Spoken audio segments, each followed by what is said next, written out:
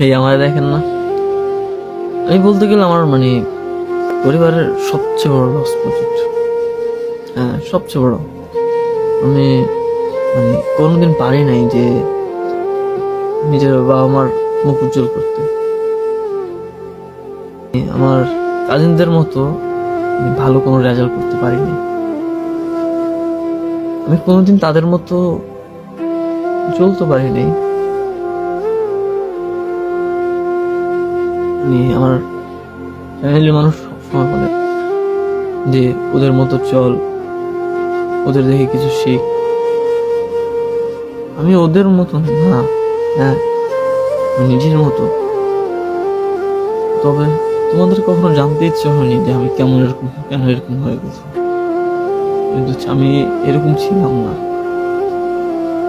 যেমনটা এখন আছে।